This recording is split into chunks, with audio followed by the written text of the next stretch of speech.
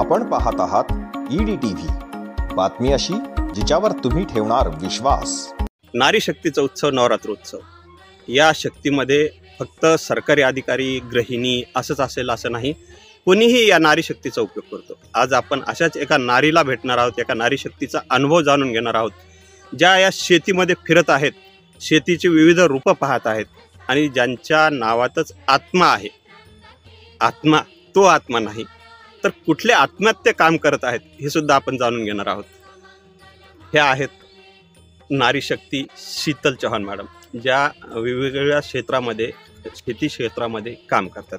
चला आपण त्यांच्याशीच बोलूया आणि आत्मा हे आत्म्यात काम करतात बरं का, तर आपण त्यांच्याकडून जाणून घ्या कसं आत्म्यात काम करतात। नमस्कार मॅडम। नमस्ते। EDTVच्या नारी शक्ती या कार्यक्रमात तुमचं खूप खूप स्वागत आहे। आमच्या महिलांना, वर्गांना, नारी शक्तीला तुमच्याविषयी जाणून घ्यायचं आहे की आत्मा म्हणजे काय, तुम्ही आत्म्यात काम करता म्हणजे कुठं काम करता? अच्छा, खरं तर कृषी विभागाचा एक अंग म्हणून आत्मा ही एक योजना म्हणून प्रकल्प म्हणूया। आत्मा म्हणजे ॲग्रिकल्चर टेक्नॉलॉजी मॅनेजमेंट एजन्सी, म्हणजे कृषी तंत्रज्ञान व्यवस्थापन यंत्रणा। कृषीमध्ये भरपूर मोठ्या प्रमाणावर तंत्रज्ञानाचा शोध चाललेला असतो आणि शेतकऱ्यांचंही स्वतःचं असं एक तंत्रज्ञान, पण ह्याची सांगड जर घातली गेली नाही तर त्या तंत्रज्ञानाचा वापर म्हणावा तसा होत नाही। तर ही सांगड घालण्याची यंत्रणा म्हणजे आत्म्यात काम करत असताना नेमकं काय काम करता तुम्ही? आत्म्यामध्ये काम करताना आपण असं बघतो की शेतकरी हा फक्त शेती करत नाही, म्हणजे नांगरणी, कापणी, काढणी आणि विक्री हे एवढंच करत नाही, तर त्याच्याबरोबर त्याच्या शेतावरती पशु असतात, म्हणजे गायी असतात, शेळ्या असतात, कोंबड्या आहेत, त्यानंतर त्यांच्यापासून मिळणारं उत्पन्न आहे, त्यानंतर चाऱ्याची पिकं आहेत, काही जंगल म्हणजे वनवर्गीय पिकं आहेत, शेततळ असेल तर त्याच्यामध्ये मत्स्यपालन आहे, फळं भाजीपाला असेल तर त्याच्यामध्ये आपण मधुमक्षिका पालन करू शकतो। तर ही सगळी जेव्हा एकात्मिक शेती केली जाते तेव्हा शेतकरी हा निसर्गाला पूरक अशी शेती करतो आणि फायद्याची शेती करतो। आत्मा थोडक्यात फायद्याची शेती कशी करायची हे शिकवतो, म्हणजे थोडक्यात तुम्ही दुसऱ्यांचा फायदा करून देता म्हणूया तसं। हे फायदे करत असताना मला तुमच्या स्वभावाविषयी सांगा, कारण हे सगळं कार्यालयात काम करावं लागतं, शासकीय अधिकाऱ्यांच्या हाताखाली किंवा तुमच्या हाताखाली पण कर्मचारी आहेत, तुम्हाला शेतात वावरावं लागतं। मग त्यांच्या नजरेत तुमचा स्वभाव कसा आहे? आम्ही काही म्हणू तुम्हाला, पण तुम्हाला काय वाटतं की तुम्ही कडक स्वभावाचे आहात, मृदू स्वभावाचे आहेत, सामान्य आहेत, कसं काय सांगाल स्वतःबद्दल? खरं तर तसा व्यक्तिनिष्ठ पाहिला तर माझा स्वभाव तसा कडकच आहे, पण कार्यालयात कामकाज करताना सगळ्यांना सोबत घेऊन काम करावं, म्हणजे आम्ही जी निवड केली रणरागिणीची, ते कडक रणरागिणीची निवड आहे थोडक्यात म्हणूया, कारण खोटं चालत नाही, वारंवार ज्या चुका आहेत त्या चालत नाहीत असं होतं। त्यामुळे पण कर्मचाऱ्यांबरोबर नेहमी सलोख्याचे संबंध आणि मैत्रीचे संबंध राहतील असा माझा पूर्णतः प्रयत्न असतो, कारण आपण एक व्यक्ती म्हणून तिथे काम करत नाही, तर शासनाने दिलेल्या जबाबदाऱ्या पाळत असतो। त्यामुळे आपला व्यक्तिगत जो काही स्वभाव आहे तो बाजूला ठेवूनच आपल्याला काम करावं लागतं।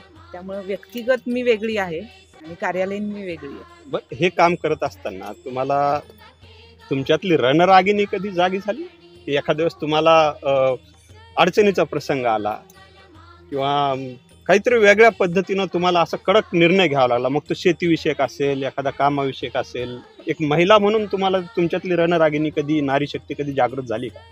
प्रशासकीय दृष्ट्या ते करण्याची गरज सहसा पडत नाही, कारण प्रशासन असतं आपल्याकडे मदतीला, पण एक व्यक्तिगत असा अनुभव आहे की जेव्हा मी स्पर्धा परीक्षांचा अभ्यास करायचे तर रात्री उशिरा मला बस पकडून घरी पोहोचावं लागायचं। त्यावेळी एक बसच्या गर्दीचा फायदा घेऊन अतिप्रसंग करण्याचा प्रयत्न झाला होता।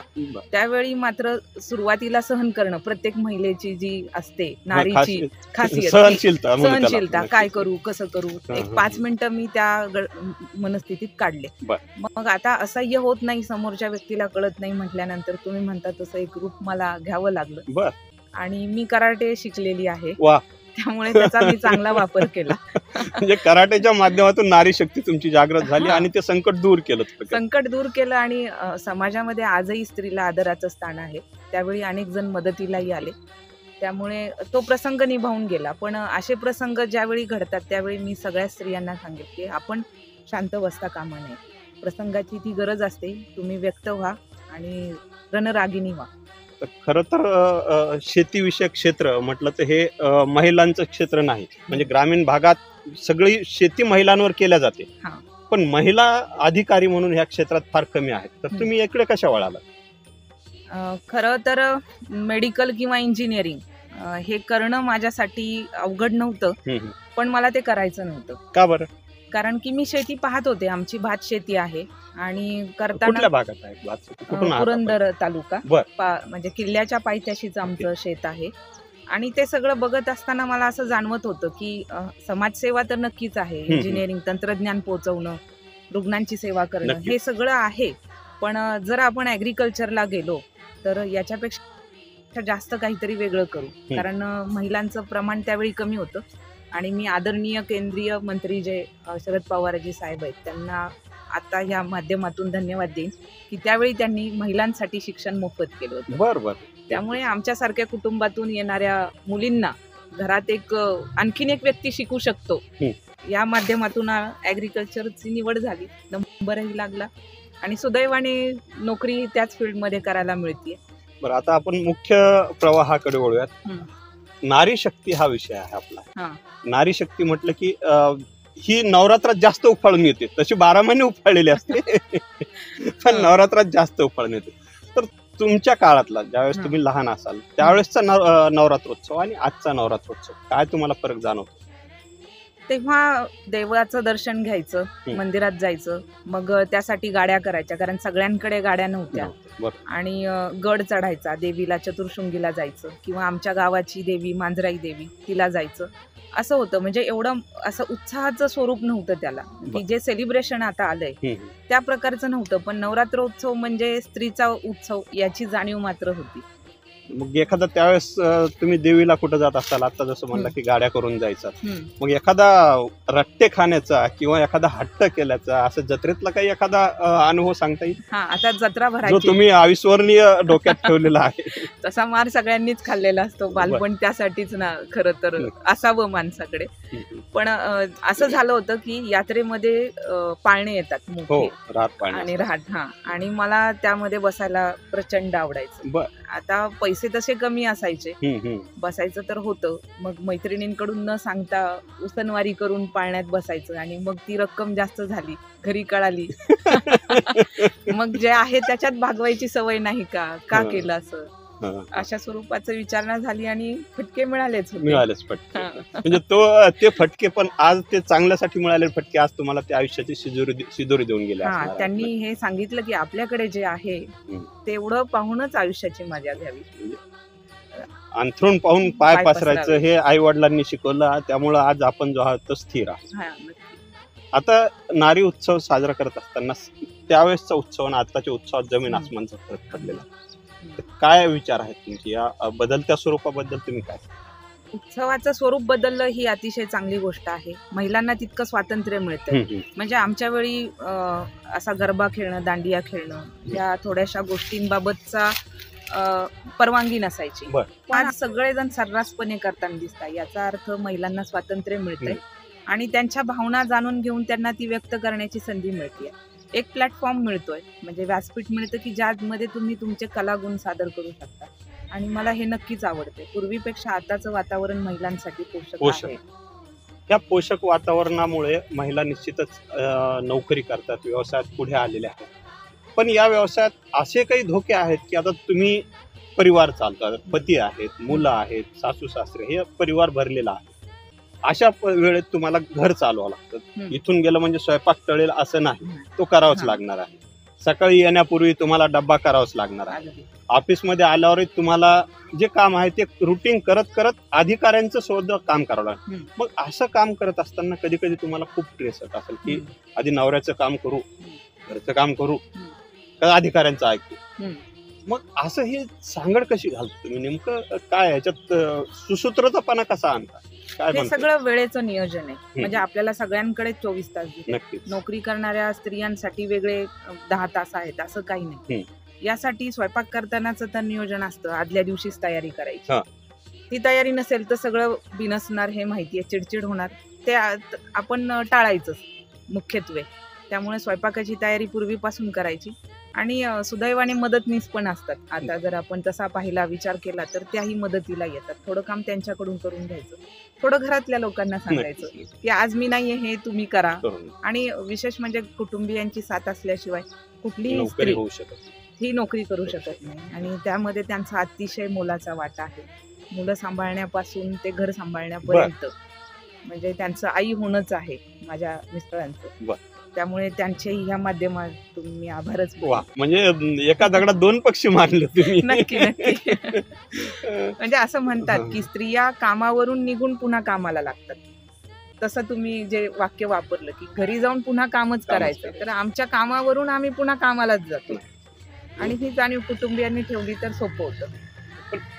हे असं सगळं सहन करत असताना कधीतरी ताणतणाव देखील वाटतो. कधी छंद असेल, कधी ताणतणाव असेल. अधिकाऱ्याचं करायचं, नवऱ्याचं करायचं, की ह्याच्यात तुम्हाला निश्चितच अधिकाऱ्याचं प्राधान्य द्यावं लागतं. पण घरी आल्यानंतर घरच्याच न ऐकल्यामुळे देखील ताण होतो. मग हे जे ताणतणाव आहे हा दूर करण्यासाठी कसं करता तुम्ही? कशा पद्धतीने ताणतणाव दूर करून पुन्हा पहिल्या लेवलला येऊन काम करता? यासाठी सगळ्यात महत्वाची गोष्ट पु ल देशपांडे म्हणाले तसं, आयुष्य सगळ्यांना असतं पण छंद हे तुम्हाला जगायला शिकवतात. बरं. तसा माझा एक छंद आहे. थोडंसं लिहायचा प्रयत्न करते मी, कविता करते. जेव्हा भावना एकत्र येतात आणि त्या शब्दांमध्ये मांडता येतात त्यावेळी ताण निघून जातो. म्हणजे एकत्रित भावनांचं वर्णन म्हणजे कविता असं. आणि कविता मी लिहिते. म्हणजे ताण तणाव कमी करण्यासाठी कविता सुचतात असं म्हटलं तो आव्हान आहे. नक्की नक्की. अरे वा, म्हणजे तुम्हाला नेहमी ताण दिला पाहिजे असे त्याची. हा, आता ती ताण घेण्याची माझी पातळी वाढली आहे. बर. ताणात पटकन यायचं नाही, ही एक जीवन कौशल्य आहे. कविता करावं लागते पटकन आलं की. हा, हे पण आहे. आणि कविता सुचलीच नाही तर पुन्हा ताण वाढतो. हा, अगदी. त्यापेक्षा ताणच आपण कमी करायचं. बरं, अशाच ताणातून सुचलेली एखादी कविता जरा आम्हाला सांगा ना. बऱ्याचशा सुचलेल्या आहेत. एक छोटीशी कविता आहे, आपल्या सगळ्या बोलण्यावरच आधारित आहे. कधी कधी म्हणजे सगळंच आयुष्य आपलं एकसारखं नसतं, कधी असं असतं कधी तसं असतं. असं तशा मधली कविता आहे. बरं, अशा तशा मधली कविता. म्हणजे एकदा खूप आनंद होतो. म्हणजे थोडक्यात ताणतणावामधलीच कविता म्हणा ना, अशा तशातली. आनंदातली पण असू शकते. घेणाऱ्यावर अवलंबून आहे ती कशी घ्यायची. अगदी अगदी. कधी कधी कधी कधी कधी भावे शीतल चांदणे, कधी भावे प्रखळ तेजाळ सूर्य, कधी भावे मंद वाऱ्याची झुळूक, कधी भावे रौद्र आसमानी, कधी भावे सागराची लाट, कधी भावे डोहातील पाण्याची वाफ, कधी भावे मिनमिनता दिवा, कधी भावे धगधगती मशाल. थोडक्यात ह्याच्यात देखील तुम्ही नारी शक्तीच पूर्ण साकारलेली आहे आणि त्याच्यात शीतल साकारलेला आहे. म्हणजे स्वतःच्या नावाचा देखील तुम्ही पुरेपूर फायदा करून घेतलेला आहे त्यामध्ये. नक्कीच खूप छान कविता आहे. हे सर्व करत असताना आता महिलांचा उत्सव आहे, काय सांगाल महिलांना या उत्सवाबद्दल? स्वरक्षणाचे धडे तर शिकलेच पाहिजेत, ते गरजेचं आहे. कारण तुम्हाला प्रत्येक वेळी कुणीतरी येऊन वाचवेल असं होणार नाही.